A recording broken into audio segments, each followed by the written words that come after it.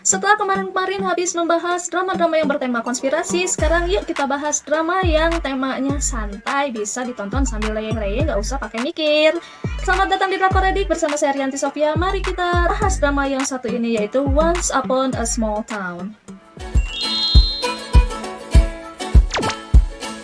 저 사랑합니다. 누구처럼 선도 안 넘고. 서울 깍쟁이? 뺀질뺀질? 근데 저는 좀 별로.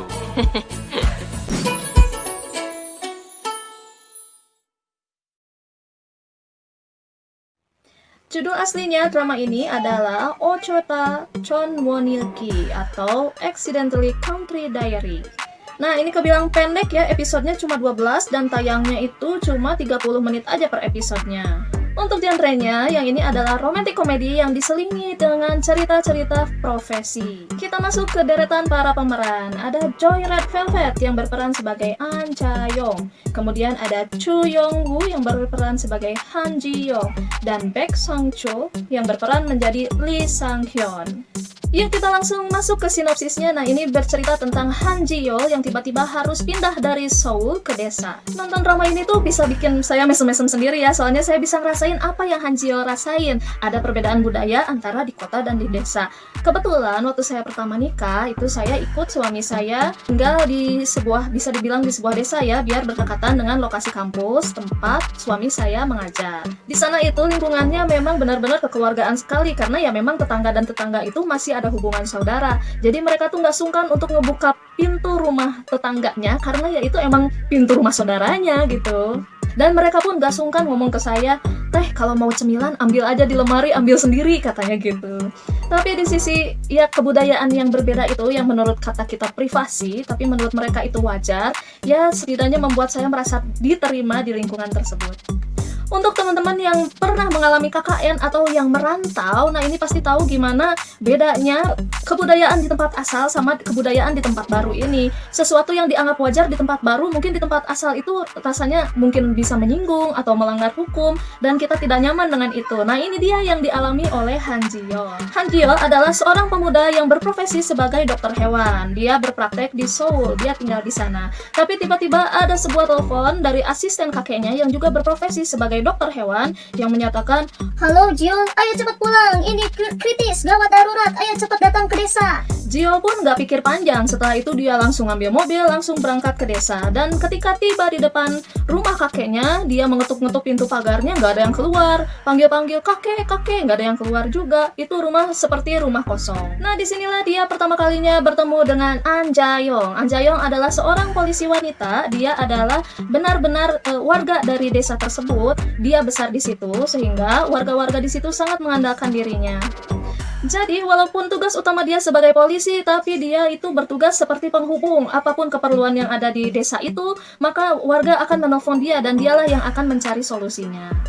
Pada saat tersebut, di desa itu sedang marak aksi pencurian, terutama menyerang para penduduk yang sudah berusia lansia. Walaupun uang yang hilang tidak banyak, tapi kejadian ini terlalu sering. Karena itu, para polisi menjadi waspada.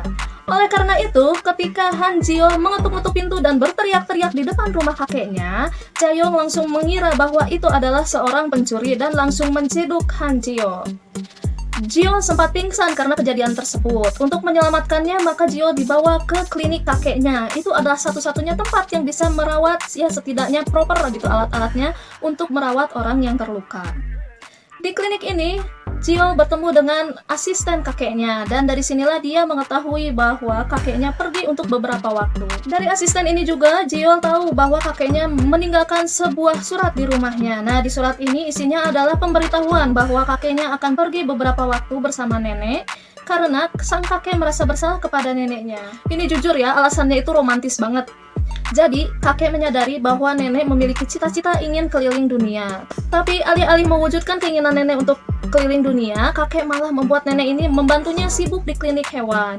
Jadi karena kakek menyadari bahwa umurnya mungkin gak lama lagi, begitu pula nenek sekarang ada kesempatan, jadi mereka memutuskan untuk pergi keliling dunia. Dan di surat itu pun dia menyatakan bahwa dia meminta permohonan maaf kepada Ji-yeol karena telah menyulitkannya di tengah keinginan dia untuk membahagiakan neneknya. Kakeknya juga menitipkan pesan kepada Ji-yeol bahwa ini adalah satu-satunya klinik dokter hewan yang berada di desa tersebut. Jadi, ya kebayang dong lingkungan pedesaan yang banyak peternakan merawatkannya gitu. Yang melayaninya itu hanya satu dokter, yaitu kakeknya. Dengan kata lain, Jio siap-siap sibuk ya. Warga pun menyambut kedatangan Jio karena mereka sangat berterima kasih atas keberadaan kakeknya Jio. Jadi Jio ini diperlakukan sangat istimewa oleh warga-warga di sana.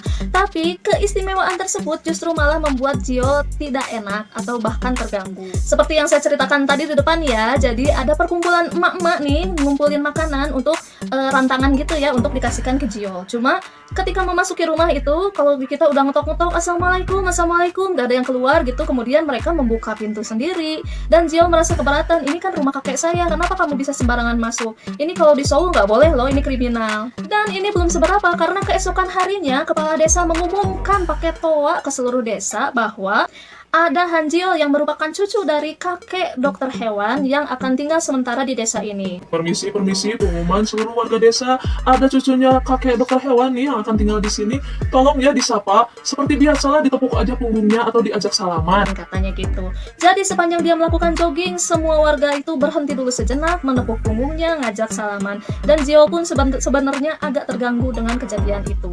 Di sisi lain, An Jae-yong yang merupakan pawan tadi yang merupakan penghubung seluruh desa akhirnya harus menemani Jio kemana-mana. An Jae-yong ini sifatnya benar-benar perempuan pada umumnya ya. Taeyong ini di satu sisi adalah perempuan yang sangat perhatian, tapi di sisi lain terkadang ngomongnya tidak to the point, ngomongnya nggak sampai selesai. Jadi Jio ini kadang-kadang bingung dengan kelakuannya Jae-yong. Dan mereka berdua pun memiliki pola pikir yang berbeda antara orang yang terbiasa di desa dan kekeluargaannya erat dengan Jio yang terbiasa di kota dengan aturan hukum yang tegas. Jadi ketika ada kasus seorang peternak ayam memasang jebakan dan ada anjing yang terjebak, katanya itu adalah anjing yang memakan ayam-ayamnya. Tentu saja si peternak ini merasa senang, tapi berdasarkan hukum Korea hal itu tidak dibenarkan. Kemudian Jio pun marah dan katanya ini tidak bisa dibenarkan, ini harus dihukum.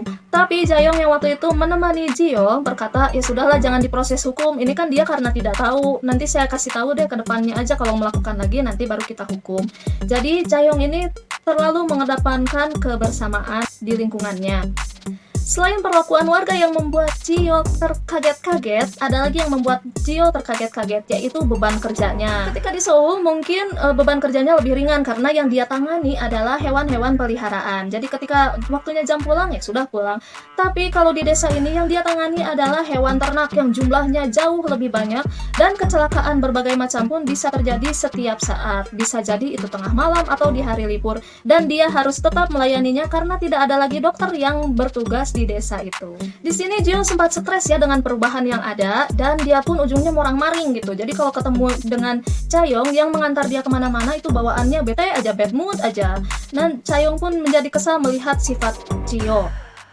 Nah ternyata di balik sifat Jae-yong yang seperti nggak to the point itu, dia menyembunyikan sebuah rahasia. Jadi ternyata Jae-yong dan Jio dulu pernah bertemu ketika mereka di umur sekitar kelas 6 SD. Mereka berdua pun menjadi teman rahasia dan mereka mempunyai diary bersama dan menuliskan segala sesuatunya di situ.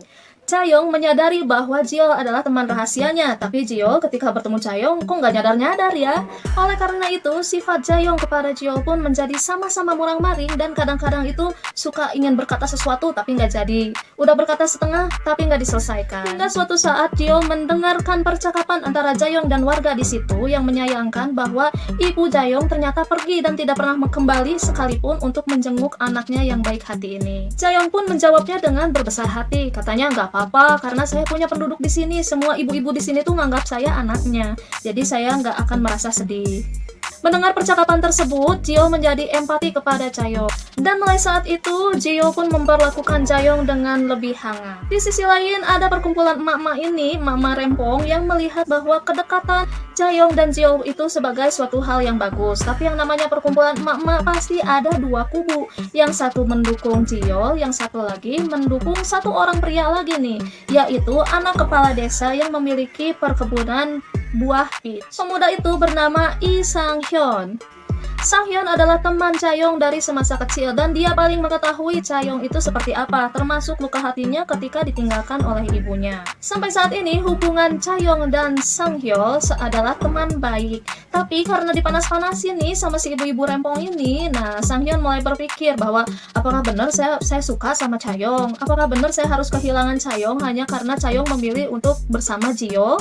Apalagi terlebih setelah Sang-hyun sudah mengetahui bahwa Jio adalah teman rahasia semasa kecilnya Chaeyoung, dan Chaeyoung sudah mengakui bahwa dia menyukai Jio sejak kecil. Dari sinilah persaingan cinta segitiga mulai terjadi. Drama ini juga diramaikan oleh si emak-emak rempong tadi yang berusaha bersaing dengan desa tetangganya. Pokoknya segala sesuatu diributin deh, sampai mereka pernah tersinggung karena desanya yang penduduknya memang mayoritas lebih tua dibilang desanya orang tua karena nggak ada pemudanya. Belum lagi tentang perebutan bantuan dari pemerintah. Mereka berlomba-lomba menjadi desa terbaik agar mendapatkan bantuan dari pemerintah.